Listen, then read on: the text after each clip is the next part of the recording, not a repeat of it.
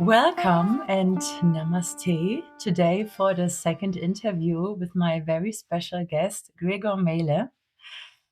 Gregor is yoga teacher and he has authored already 9 books about yoga.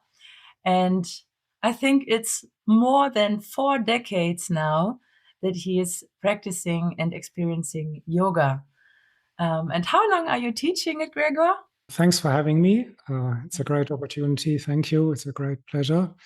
I am practicing almost since 50 years. I started practicing in 1978, so another 2 years to go. And I'm 50 in terms of yoga.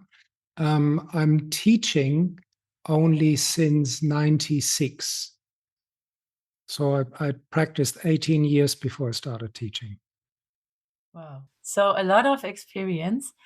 And today we are talking about a very interesting topic about chakras, drugs, and evolution. This is the book Gregor wrote about it.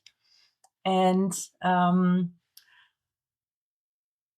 chakras, they give us a much deeper understanding about how the yoga practice functions.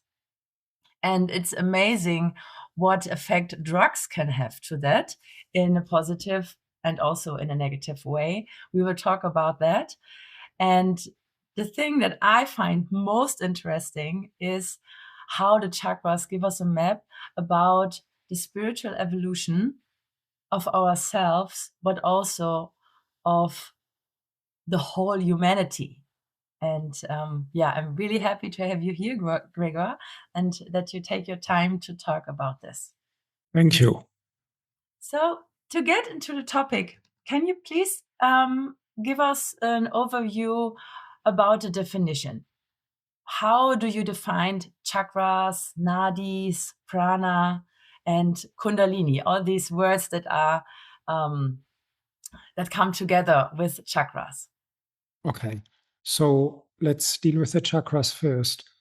Chakras are evolutionary centers. Yeah,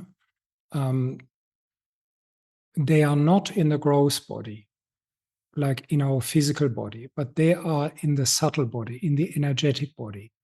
They are not directly related to any structures in the gross body. So it's a misconception to think that the heart chakra was related to the thymus gland and the throat chakra to the thyroid gland. No, the chakras are actually evolutionary centers through which the evolutionary force in the macrocosm, in the entire universe, is channeled into the microcosm, which is the human being. Yeah? And so they are these evolutionary centers. There are probably 7 that are really important in total.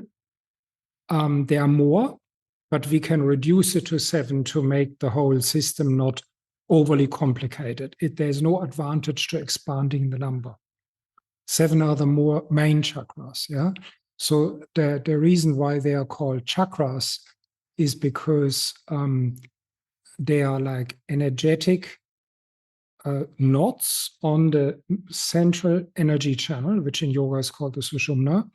And from there, the minor nadis, which are energy channels, are going out like spokes of a wheel. Yeah. So you can imagine that there is the central energy channel, which goes along the spine.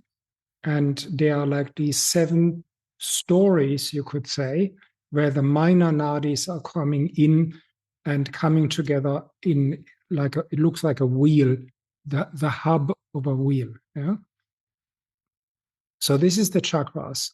The nadis are energy channels, and they shouldn't be confused with the nervous system, with the nerves.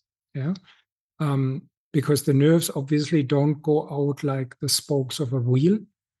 And also the nadis are described in the text to be the thousandth of the breadth of a hair. Yeah. And where some of the nerves are actually quite thick and you can see them with the naked eye. This is not so with the nadis. They're incredibly fine. Yeah. And they're also not identical with the meridians. And so whereas the meridians go sort of generally up and down, the nadis are very centralized, going towards the center. And they're all uniting in this central energy channel. Now the terms prana and kundalini are related. The term prana means that I will first mention another term, and that is a term that comes from the Yoga Sutra, which is called prakriti. This is the term that is mentioned in the Yoga Sutra, and it's mentioned in the Bhagavad Gita. And prakriti led to the English word procreativity. Yeah. So the prakriti is the divine creative force. The prana is the divine creative force in the human body. It's the force that moves everything. It's the force that makes our heart beat even if we are in a coma. It's the force that that makes us think even if you don't want to. It's the force that keeps us thinking even if we are maybe totally exhausted. It's the force that moves the breath. It's the force that powers our metabolism and turns food that we eat into everything that we do, into our creativity. Yeah.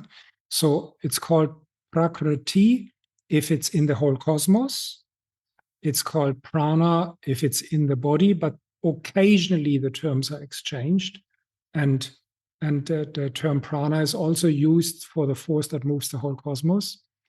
Now, the term prana is generally used non-directionally, whereas it is called kundalini when it moves up.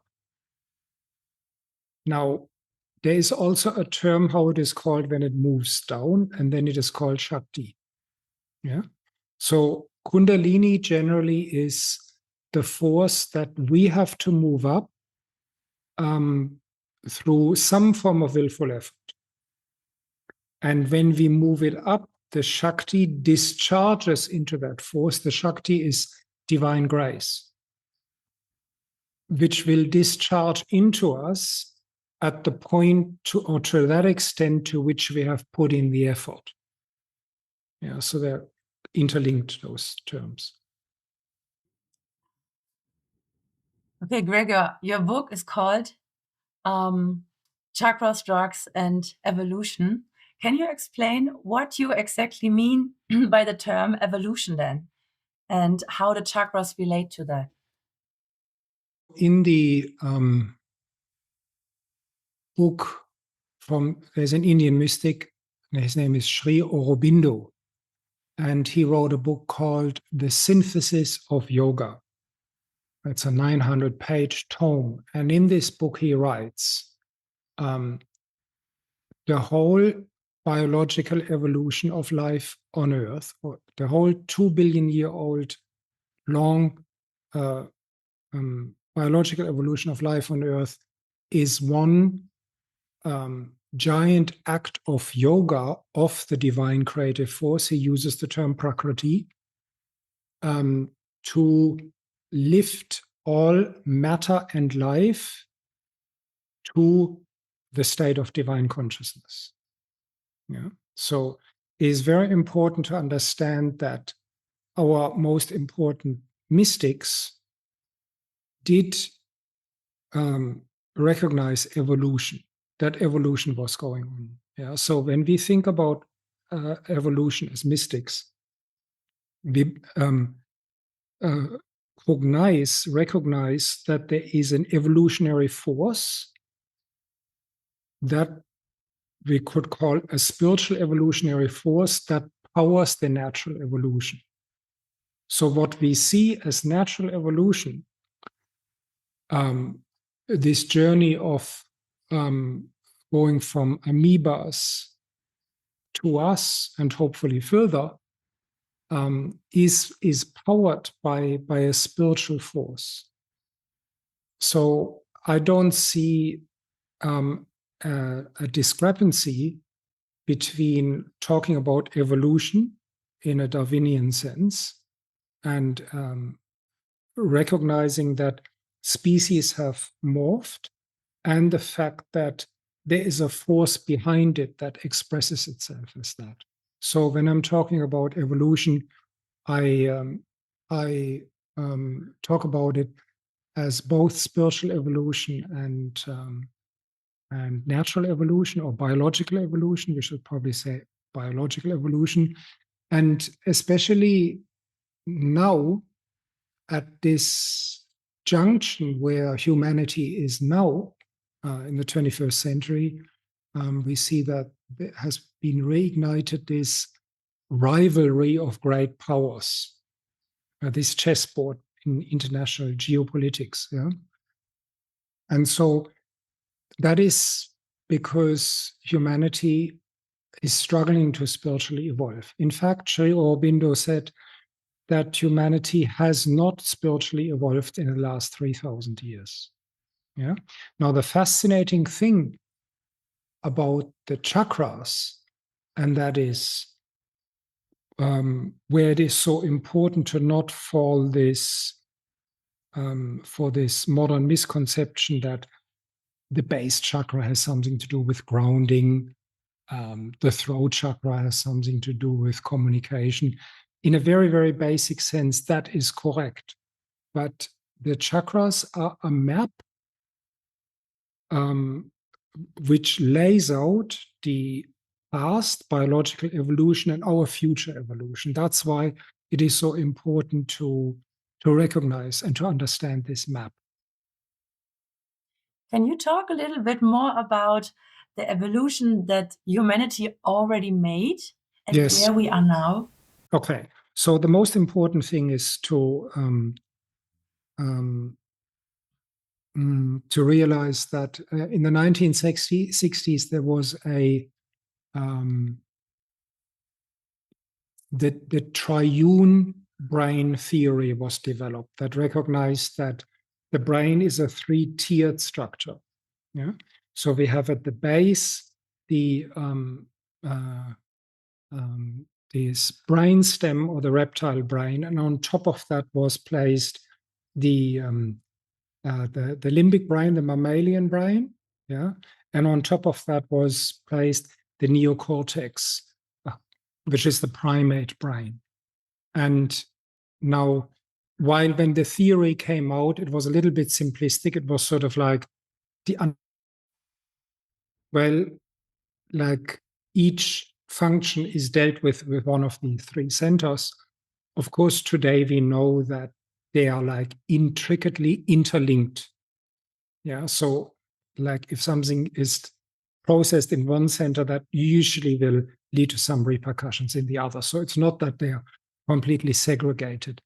But basically, the three lower chakras, the base chakra, the sacral chakra, and the navel chakra, they map our evolution as it has taken place so far.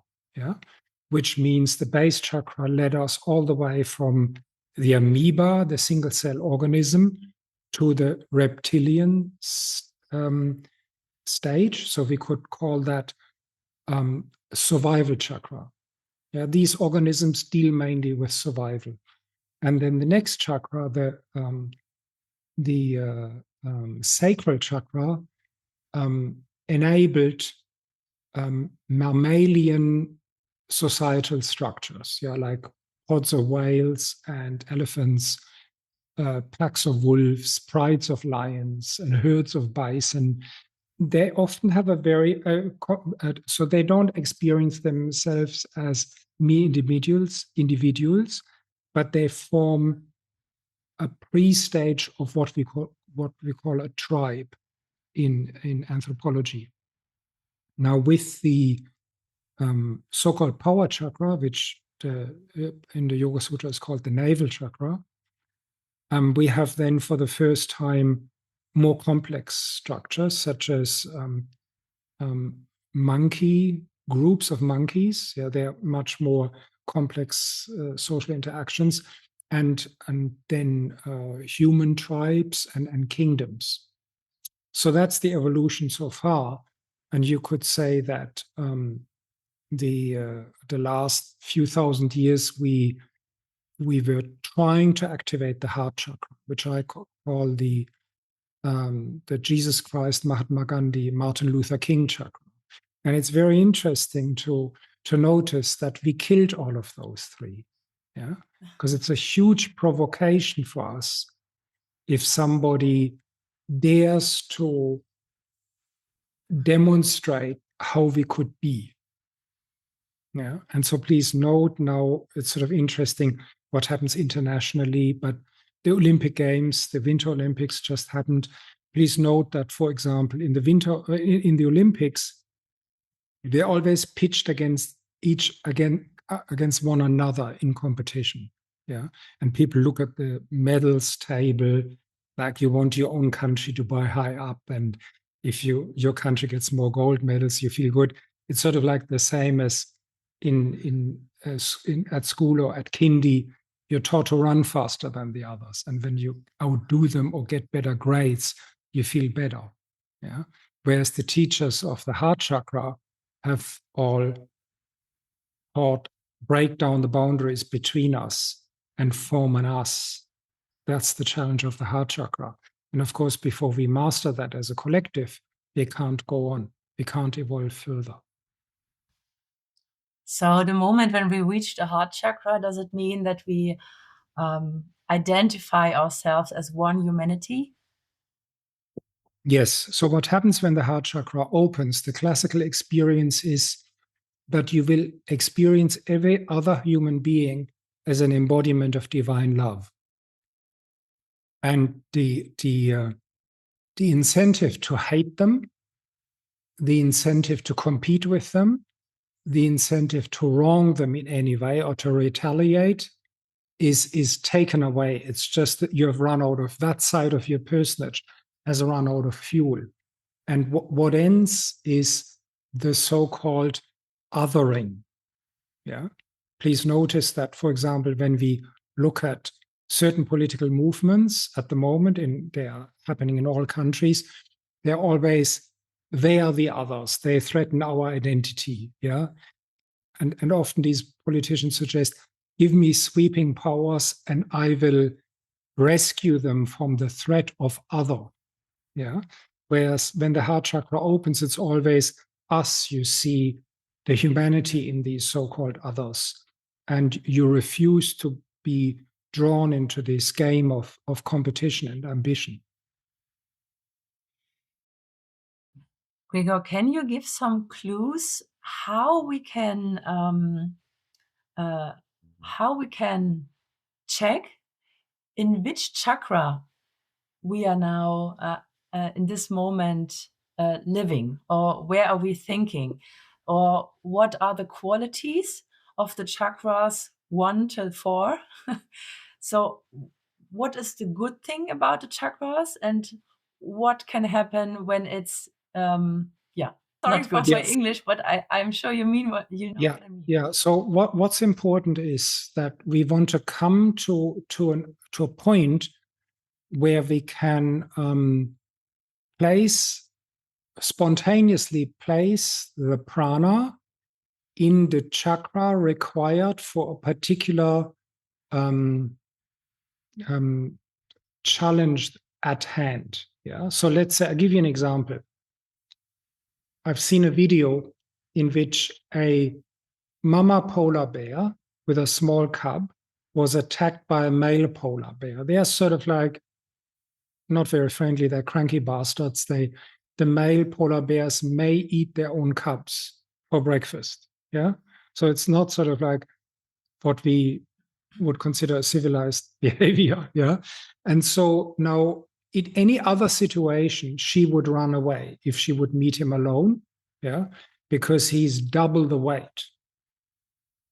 And so, but in this video that I saw, she ferociously fought the male polar bear, and they had sort of a huge fight. And eventually he thought, she's too angry, although I'm double the size, I'm going to just run away and eat something else.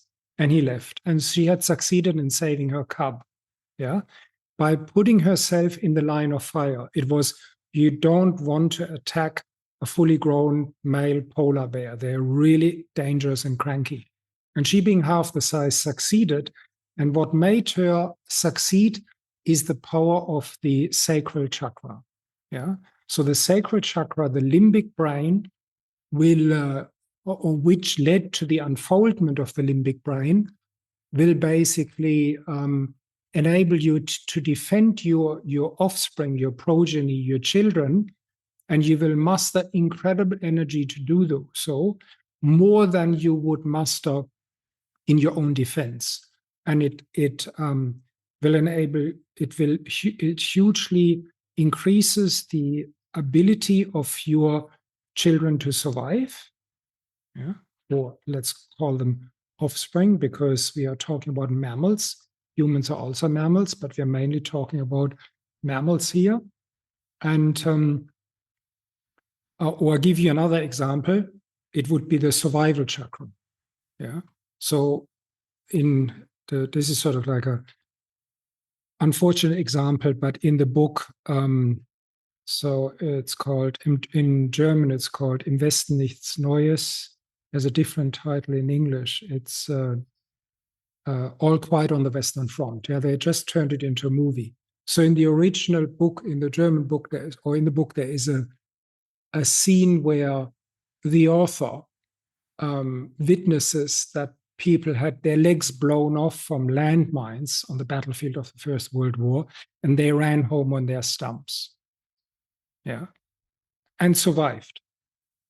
Yeah, they made it to the treatment tent, and they bandaged them up, and they had a chance of survival. Whereas if you would just lie there and bleed out, that would be the end. Yeah, and so I've read and heard of a lot of feats that the survival chakra enables you to do, where normally you are done and dusted, so to say. But because of intense fear, everything goes into that survival chakra. You become capable of doing things which you otherwise wouldn't be capable of doing. Yeah. And of course, the power chakra, the third chakra, that enables you to become a leader.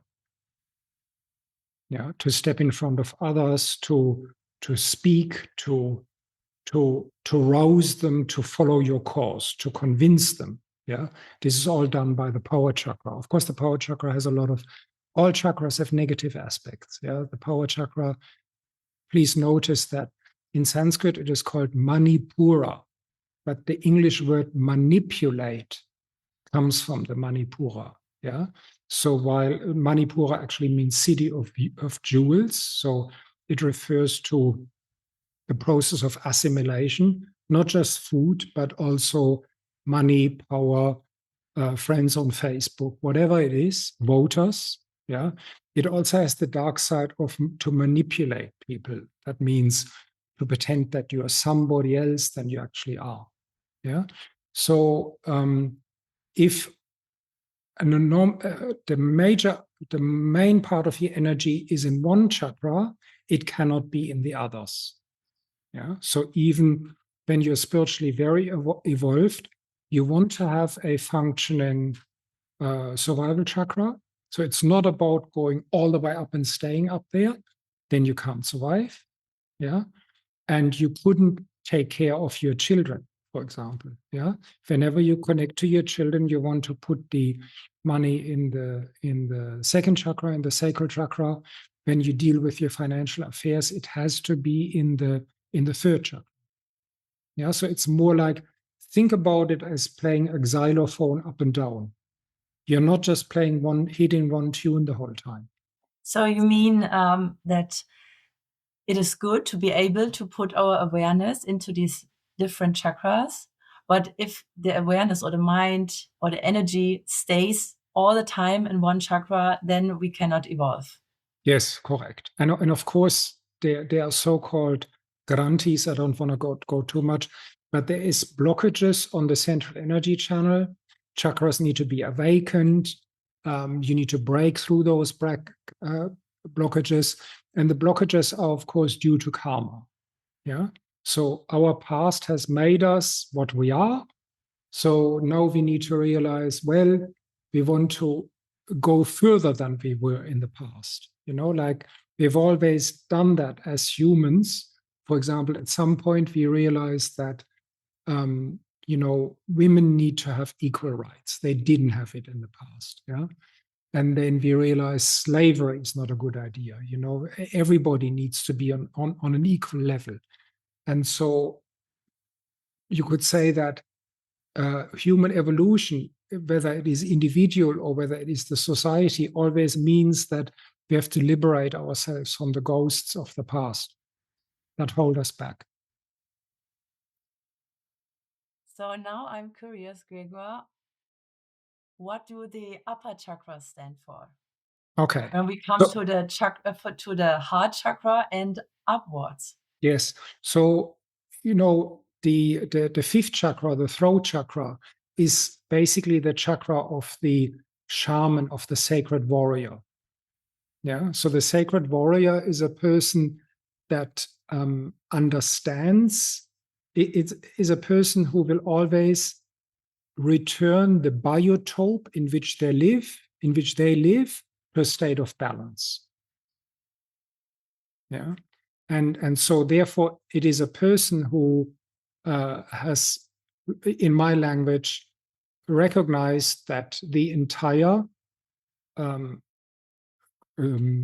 material universe with all beings inside is the crystallized body of God. Yeah. So now this is a beautiful phrase, but it needs to be seen. Yeah. And you need to see that, like, for example, I live here in this beautiful ancient rainforest, that the mountain is a living entity, that the trees are living entities, that rocks contain spirit, that all the animals are spirits themselves. Yeah. There is no such thing as dumb and dead matter. Everything is alive. Yeah. And so the sacred warrior is one that has, you could say, the highest level of insight in what way all of these spirits that move through a biotope are connected to each other. And because it is a dynamic equilibrium, let's say, if one species takes over, if we shoot the wolves, for example, then the deer will take over. Yeah. Or if we dredge the river or dam the river, maybe all of the salmon will die, and so on. So this is a person that sees all of these things and is constantly trying to restore equilibrium between all life forms and immaterial forms like geological structures, forests, etc.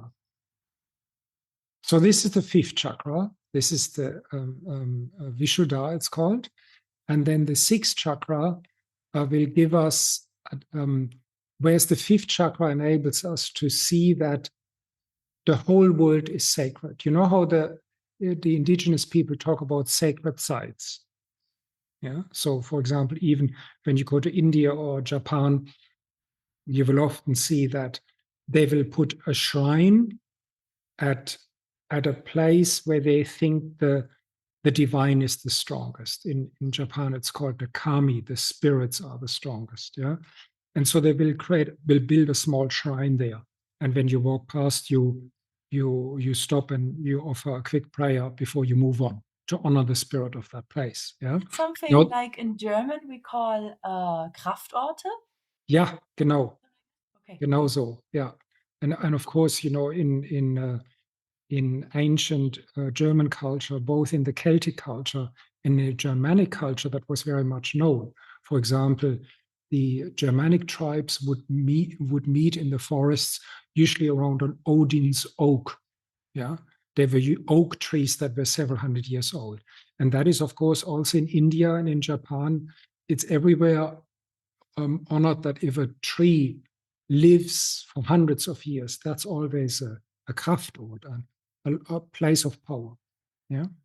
And so, but this fifth chakra doesn't show us directly the cosmic intelligence that is behind all of this, what we see, and has crystallized that as that. Yeah, so in the sixth chakra, there's a direct revelation of cosmic intelligence. Yeah, so göttliche Offenbarung. Yeah, and so the Christianity, the Judaism, the Islam, and certain parts of the Indian religion, of course, the cult of Krishna. You could say they're all sixth chakra religions. It's when you see that a religion is that there is let's say, an anthropomorphic form of the divine, a form of the divine that has human characteristics. Then it's powered by the sixth chakra. Yeah, that is a living intelligence that you can communicate to, that responds to you, and that teaches you. That is sixth chakra religion. And so when you go on to the seventh chakra, you have a revelation of the formless absolute. Yeah, the formless absolute in Buddhism is called the nirvana or shunyata, emptiness. And in India, it's called the Nirguna Brahman. Nirguna Brahman means formless absolute. And of course, in China, it used to be called the Tao. Yeah, so the formless absolute, the seventh chakra religion, is different from the sixth. And in that, in the seventh chakra, you temporarily dissolve in what could be called the ocean of infinite consciousness. Yeah, where your boundaries of the self dissolve. And you become like a drop that falls into the ocean and gets assimilated by the ocean. Now, with those three higher chakras, so the fifth one is powering, you could say, indigenous religion or earth-based spirituality. There is no hierarchy amongst the chakras. That's really important to realize. There's not one better than the other. And a being always enters at the first and then takes billions of years to develop and eventually ends at the seventh. But it's not about the goal.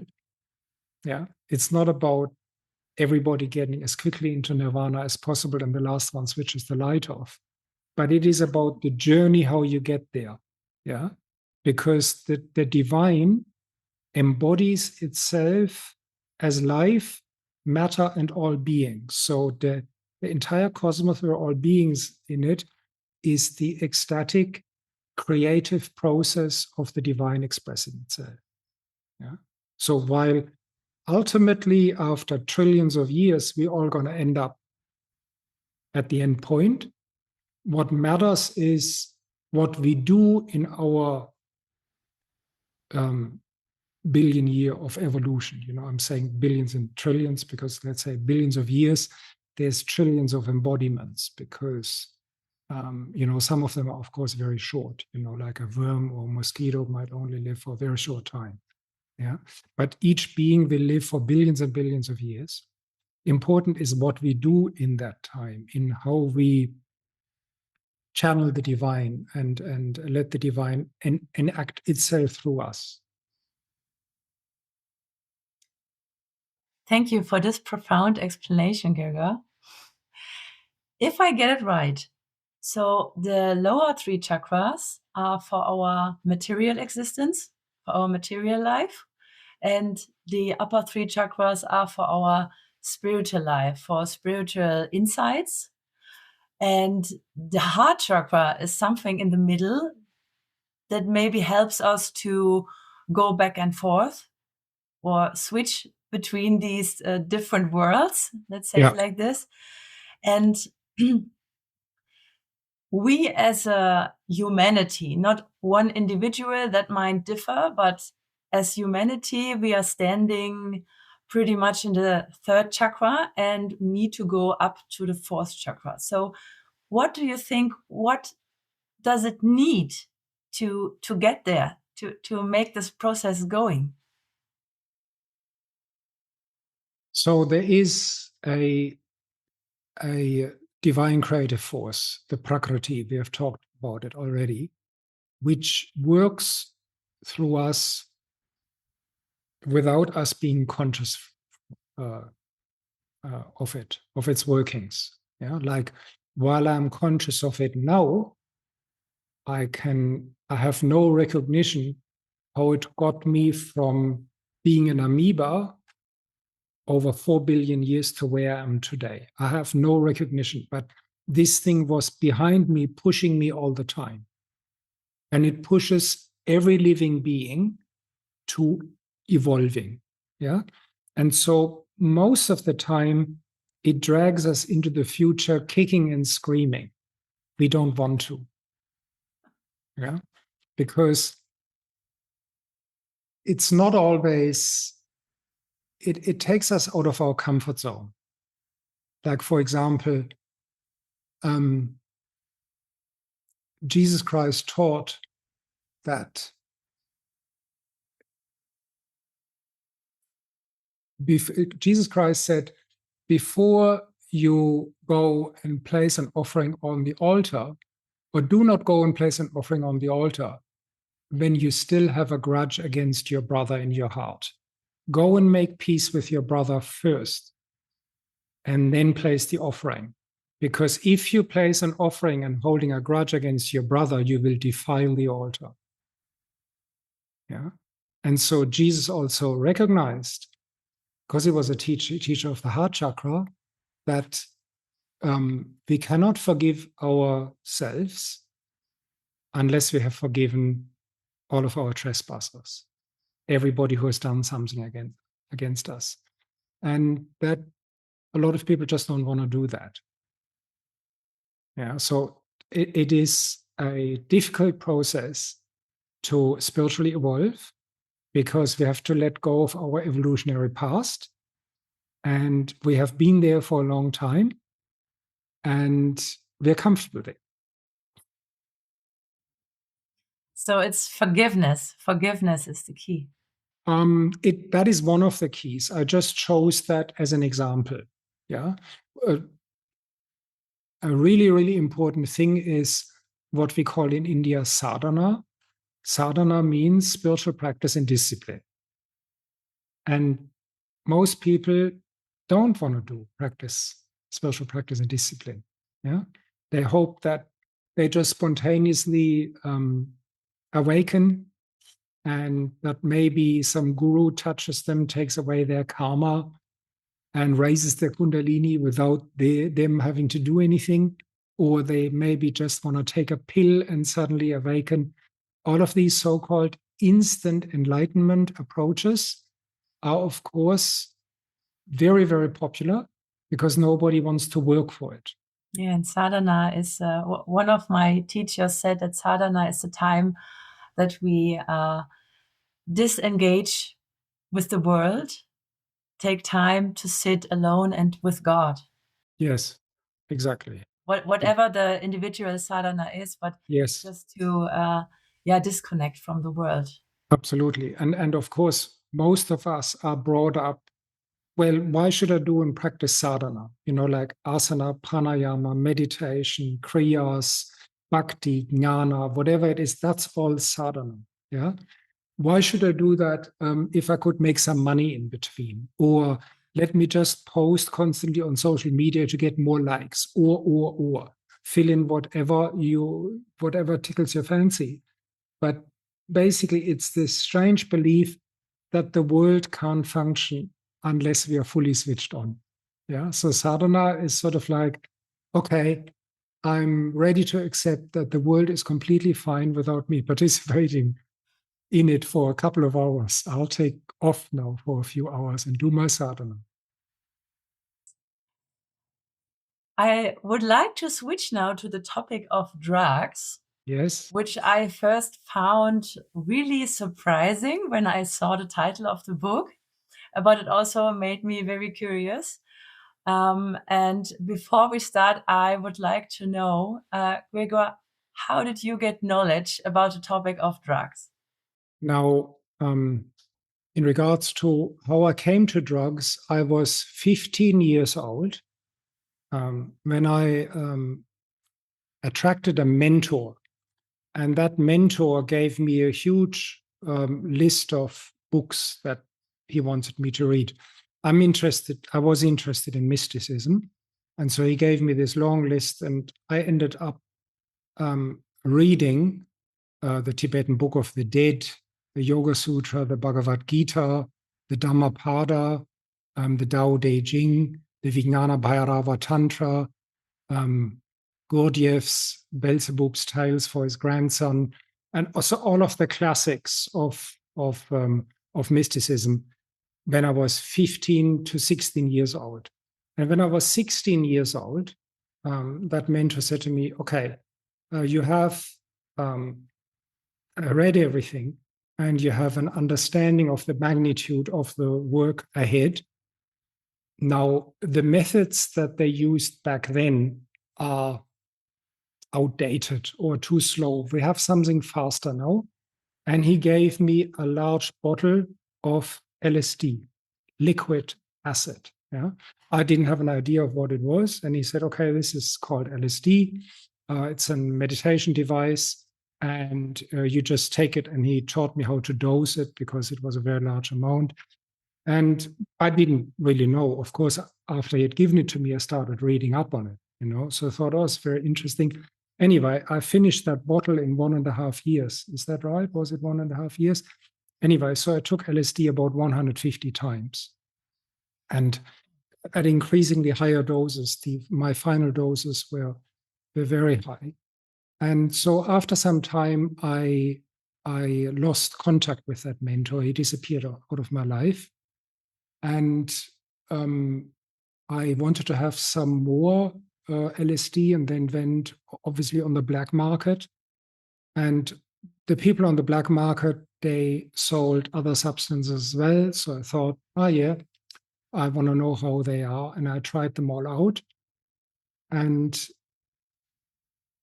I stopped using any drugs after about 3 years. I sort of have this personality type that I don't develop addiction. That is possible. There is an interesting book by Professor Carl Hart. It's called Drug Use for Grown-ups. The gentleman is the dean of the University of Columbia. He's a neuroscientist and a professor of psychology. And he basically says, if you don't have any psychological hangups, you can take drugs without getting addicted to them. So that was the case for me. I just wanted to throw that in here, that what I'm telling is not some story. There are people who don't get addicted to drugs. I stopped all drugs out of boredom without having any withdrawal whatsoever. Yeah. And so with drugs such as cocaine and heroin, I stopped them after 2 weeks because they bored me.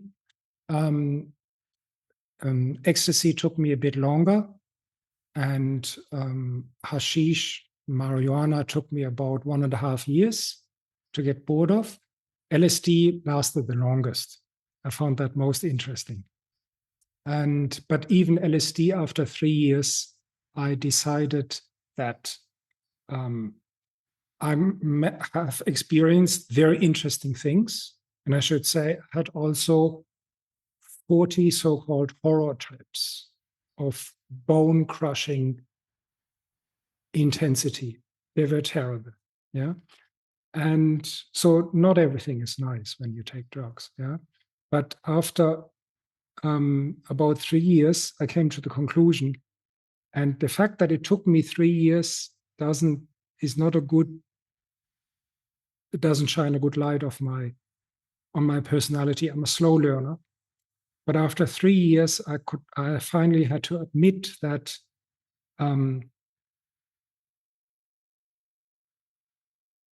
I always came back to being the same person that I was before. Yeah. And so the main axiom of sadhana is, it doesn't matter what you experience. What matters is that it makes you a changed person.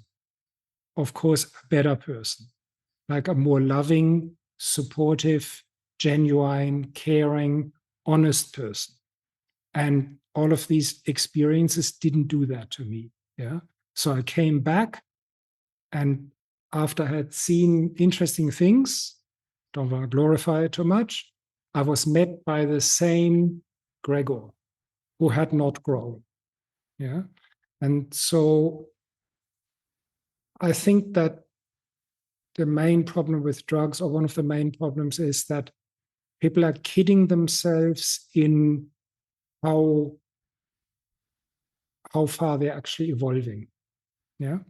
Now, after about 3 years on drugs, I decided to finish and start a different life.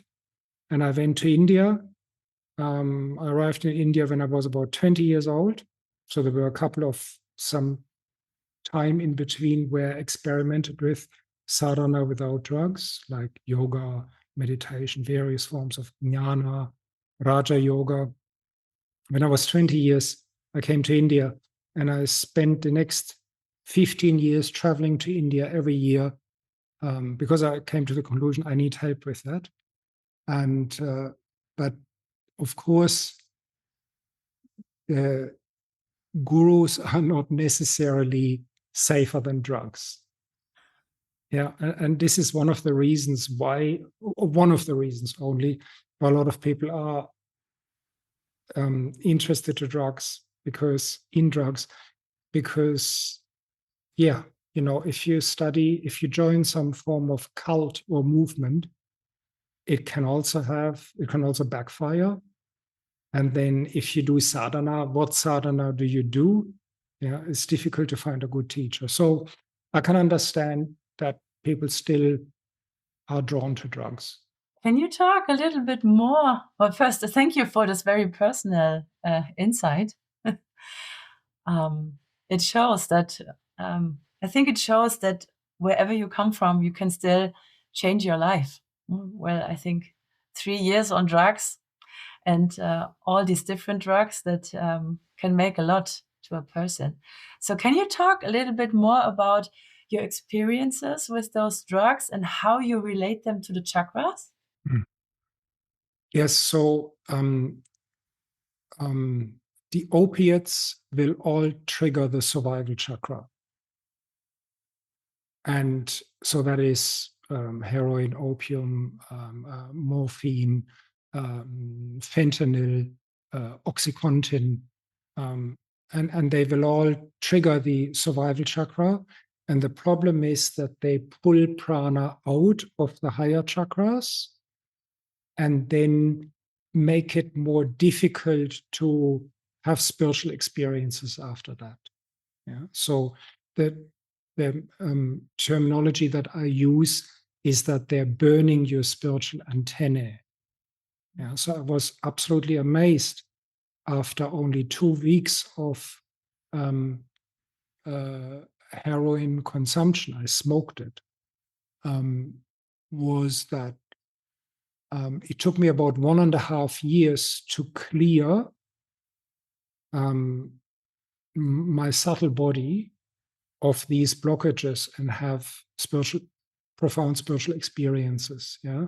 So that must be taken into account when doing therapy with former opiate users, that you can't think, oh yeah, I give you a great meditation technique.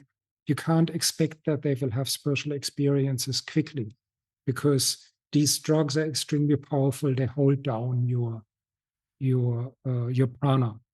The second chakra, I just go chakra by chakra. The second chakra is the stimulant is alcohol. Yeah. So, for example, you will find that academics and or artists or poets or sometimes even shamans, they are in the higher chakras. And the more you are in the higher chakras, the more difficult it becomes to you become more and more autistic. Yeah. So, for example, that sacred chakra, which powers, for example, the mating ritual. And so people find alcohol very enticing because it helps them to draw the prana down into the second chakra. and then go out, get drunk, and have a romantic or sensual encounter. It makes them a bit more loose and relaxed. Yeah. So it's quite fascinating to see that. And so the advantage of alcohol is, of course, that it is much weaker. So I call that it's much less intense than some of the other drugs. So the negative effect of alcohol, that it prevents prana from going to the higher chakra, doesn't last for a very long time. Yeah. So this is not an advertisement for alcohol. Yeah. It's just that you can have a drink and next day, or 2 days later have spiritual experiences. Yeah. That's why it's so popular. Now the third chakra is stimulated by coffee, cocaine, crystal meth, um, any form of amphetamine, and of course also ecstasy. Yeah. And some of these drugs, particularly cocaine and crack cocaine and methamphetamine, they have this unfortunate tendency of the opiates, that they will make it very difficult to overcome them and to evolve to the second chakra. Yeah, so you will find that a lot of businessmen or people in the legal profession, they smoke cocaine, and it makes them manipulative and predatory. And it's a serious obstacle for spiritual evolution. Again, it can be overcome, but the problem is, if you have sort of like an ongoing habit, it makes it more difficult to have spiritual experiences, and you have to work harder and for longer to have them in the future. How long does it take? Because I think many people have had connection with something like cocaine or speed or ecstasy. Yeah. How long does it take? Look, ecstasy is different and coffee is different, but especially methamphetamine, like meth or ice, and cocaine and crack cocaine, I would say you have to expect that there will be some form of damage to the subtle body that takes about 1.5 years to repair. Yeah, that's severe. That is severe. It's the same as with the opiates.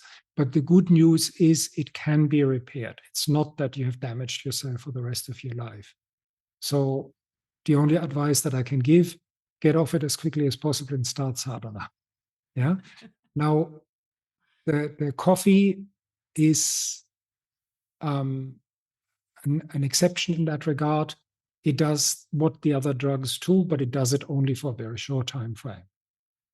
Yeah. But of course, if somebody wants to have deep spiritual experiences, coffee is still going to be a pranic obstacle. Why? Pardon? Why? Why?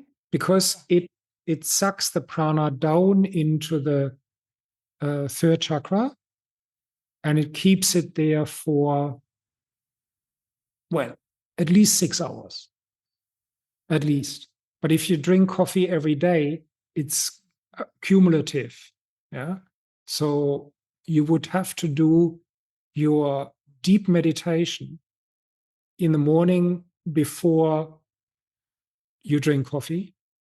Don't drink coffee and then have the meditation. You're just going to be like,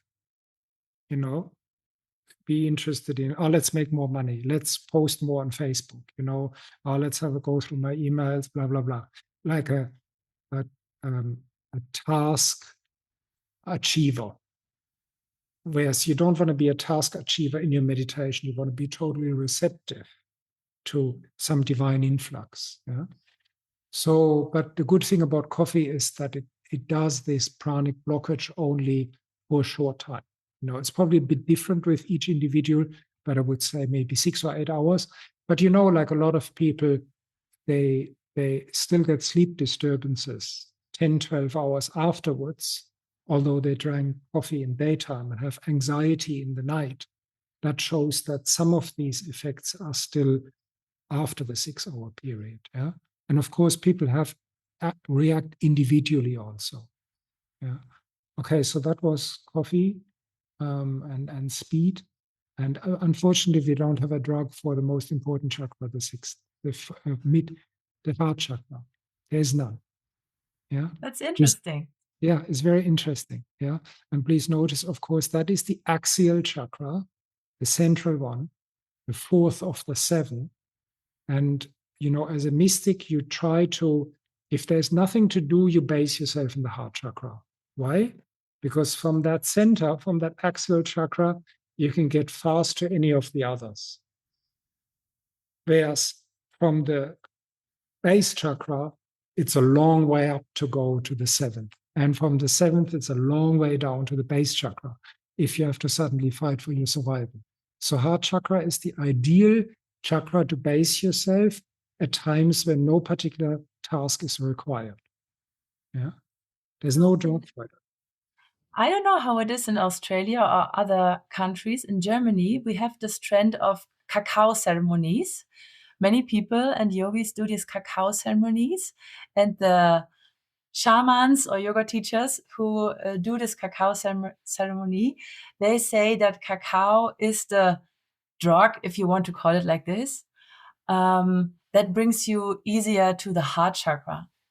Do you have some opinion about that? I haven't noticed.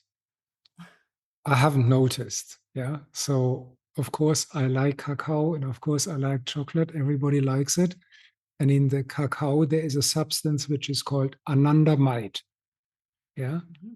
It's called anandamide. And they actually took, the biochemists who named it, took it from the Sanskrit ananda, which means bliss or ecstasy. Yeah, I prefer to call it ecstasy. And so, yes, it does make people happy. But, the heart chakra, you don't become a Jesus Christ, Mahatma Gandhi, or Martin Luther King or Nelson Mandela from eating chocolate. Forget about it. Yeah. So we are talking about something. To open the heart chakra means to see God in every human being you meet. Forget about chocolate. Yeah. Maybe it has a very, very mild effect, but I think it's overdone for the purpose of marketing. I think it's a capitalist marketing thing, where sort of yoga is rebranded and spirituality is rebranded as a form of consumption. Okay, let's drink all cacao together. But maybe I'm just a bit too skeptical and cynical about these things, But I sort of noticed that in New Age and spirituality, there always needs to be the latest fad because people need something new. They need a new product to consummate. So this is the new one at the moment. Yeah? Now, at least they do it in community, and it's nice. Yeah, and they're probably not doing a lot of damage. Yeah. Yeah. And now to go on with the chakras, the this one here, the shamanic chakra, the Vishuddha, the throat chakra, is activated through all of the plant hallucinogens. That is ayahuasca, DMT, psilocybin, mescaline, peyote, and I think they're the famous ones. There's other ones too, but most of these plant hallucinogens, they trigger this one here, yeah, and yeah. So the danger is if you have one of the lower ones blocked. Yeah. So, for example, you can get psychedelic-induced psychosis and schizophrenia. And the chance of that to happen, I've seen a lot of people where that happened. And there's a tendency for me they come to me. I don't necessarily think I'm an authority, but I do get that a lot. Yeah. And so what I'm saying is the problem is much bigger than what is being reported in the media. There's more people getting psychotic and schizophrenic on psychedelics than is being reported in the media. And so if any of your lower chakras are blocked, this can happen. Yeah. And so the same is with LSD, depending on your dose. LSD can either open this or this chakra, the sixth or the seventh. Yeah. The seventh needs much higher doses. But again, the danger being if activated, and you see things that you are not prepared to see. Yeah. So in mysticism, there was a Benedictine monk of the 14th century that wrote a treatise. His name was Saint John of the Cross. He wrote a treatise which was called The Dark Night of the Soul. Yeah. And so what it is about is that at some point in your spiritual journey, you will have to connect to the collective pain body of humanity. And after that, the collective pain body to all beings, of all beings. And the purpose of that is that it softens your heart and it destroys your ego. Now, if your heart chakra is not already open and that happens, you can't take it. So the problem with these higher chakras, 5, 6, 7, is that you need to prepare yourself to be able to stomach these lessons that you're getting. Yeah, because some of them are very painful. It's not all smooth sailing. And often you can look back and you see yourself in the past. And what you see is not pretty. And there is sort of like a serious reckoning where and the purpose of that is that you get the power of changing yourself, that you decide, I'm going to be a better person from today onwards. I don't want that anymore in my life. I don't want to be that person anymore. And that might be a struggle. It might be difficult. And so these painful experiences will give you the fuel to do that. Yeah. But if you have not a certain amount of self-love and self-acceptance, and also support from the community around you, if you're not a fully integrated, authentic human being, then these revelations will backfire. And that's why there are these energetic knots or blockages on the sushumna, the central energy channel. They save you from seeing things that you're not yet ready to see. And what is in psychiatry called schizophrenia is a person who has seen too far into the future and they couldn't stomach what they saw. And the cause can, of course, be psychedelics, but the cause can also be karmic, something that they have done in the past to cause that. That's why it's a schizophrenia or a psychosis. You could say it's an intense, accelerated spiritual crisis. How do you explain that pretty many yogis feel drawn to rituals with ayahuasca, and also they consume it's a special form of tobacco that they also smoke, the shamans? Can you explain this? Why many yogis feel like, I want to do this? Yeah, well, I think that first is, of course, curiosity. Yeah, in English there is the saying, "Curiosity killed the cat." Yeah, so of course, when I was young, I was very curious. I'm still curious. Yeah, but I'm a bit more cautious now. But I think human beings are generally curious, and a lot of that is explained simply by through curiosity. Yeah. Now, the other thing is, of course, everybody wants to have a free ride, and so this is our culture is in the epoch of the biohack. Yeah, that means everybody wants to have shortcuts for everything, and everybody wants to get the maximum output with having put in as little as possible. And of course, this is at some point in your life, you realize that this is not how it works. Yeah, because in the Gita and in the Bible, the opposite is asked of you. Put everything in and don't worry what you get back. Yeah, if you have that attitude already, if you know that life is about giving, life is about making a contribution to the life of others, then you are there in the nirvana already. Yeah. So this is what we want to get. And we want to get away from the attitude, I want to snatch as many spiritual experiences for myself without giving anything in return. Yeah. Whereas in the Gita, Krishna says, karma phala tyagaha. That means surrendering the fruits of the actions. Yeah. So what it means is that I practice sadhana and I practice correct dharma, that is ethical action. Everything what I do in my life is not what I get back in return, but it's actually because it's the right thing to do. It's the correct dharma. And ultimately, I do it as an act of service to the divine. Krishna says, do it for me. Yeah. Jesus also says, do it for me. Yeah.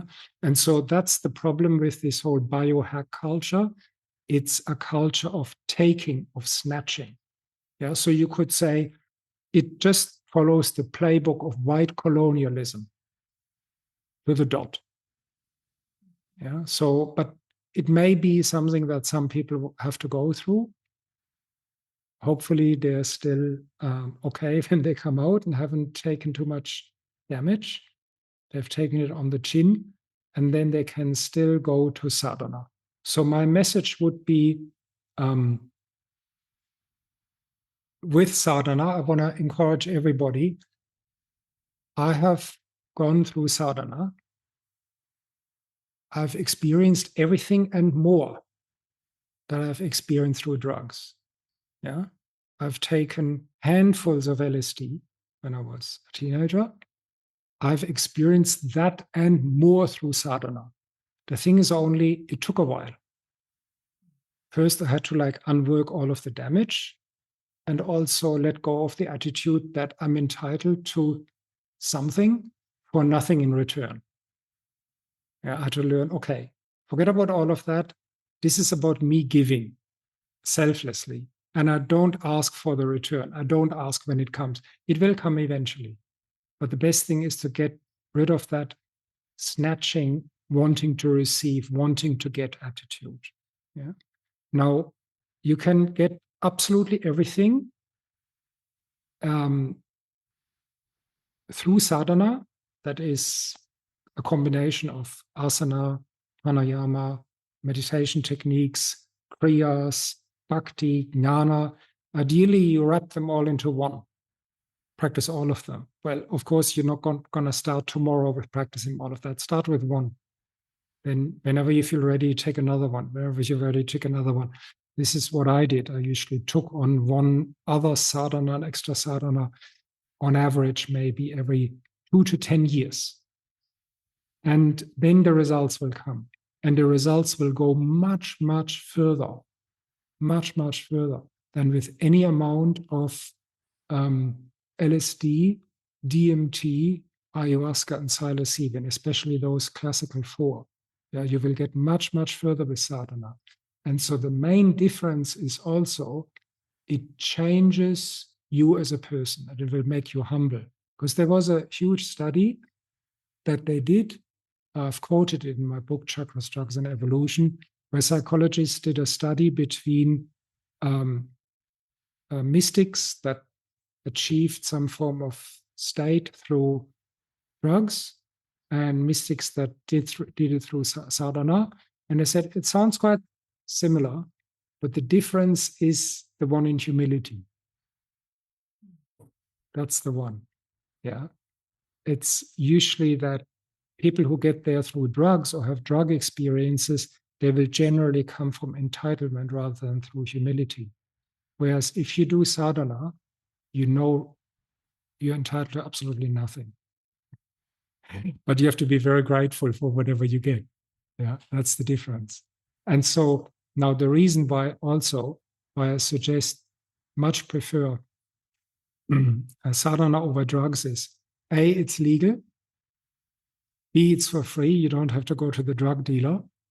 And C, it's completely safe. There is no risk of psychedelic-induced psychosis in schizophrenia. That is a big advantage in my books.